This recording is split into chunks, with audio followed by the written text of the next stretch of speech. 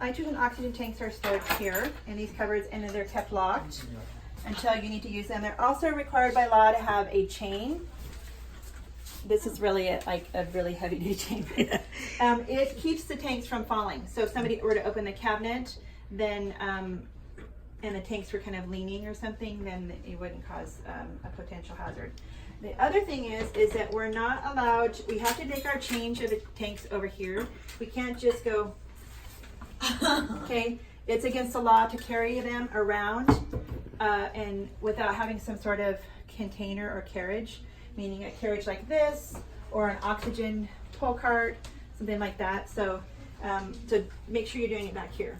And so if you're setting up at the very beginning and you know it's a problem, if you're in a pickle, grab the other unit if it's available and try to do that, and then just make sure you take care of getting the oxygen tanks, or come back here and change them, okay?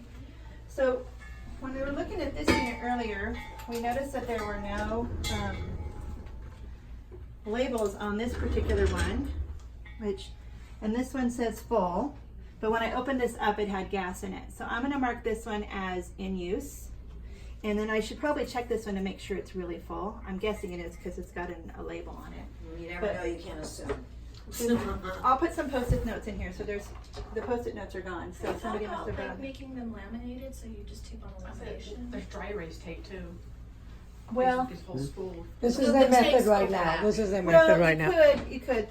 Let's talk about some other options. Okay. The problem is that they need to stick to the unit, and that's if you're doing some sort of big plastic thing. Velcro, but just like laminate the little labels full in use. Yeah, then and they have take to- the label down. Yeah, we'll talk about it. They get stiff. So this one says empty, and this says in use. So I have to assume that this one's empty. So we're going to change it. Okay. Now to change it, we know the gauge is down already, so we know there's no gas connecting to it. We're going to take the tank off. Make sure that you have a full one in here, and we do right here. Some of them have straps on them. Some of them have this inner casing on it. It just depends on the unit. I put my toe under the tank, and then I rotate this till it comes up to the left to loosen it, and then it slides back and down. And this looks like a bad O-ring, so I'm going to replace that. So these are O-rings. These are special O-rings. They'll come with a plastic O-ring, but we don't use the plastic ones. I have spares. There's a couple hanging right here, and I'll have some more. Okay, cool. So if you need to, but they're kind of rubbery, and you can tell when you look at them that they get kind of beat up.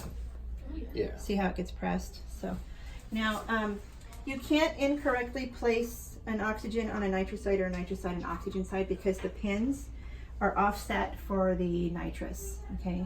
So you can't make that mistake. That's a good thing. That's smart. So this tank is empty. I'm just going to put it in the cupboard here with the other empties and pull out a new one.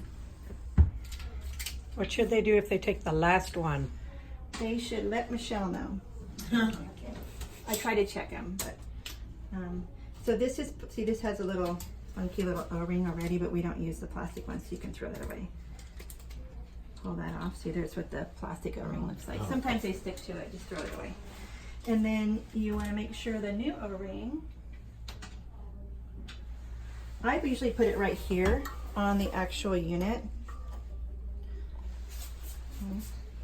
And then I slide this in.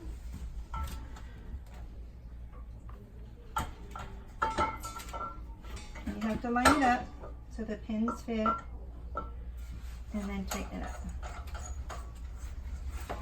And then hook the strap on.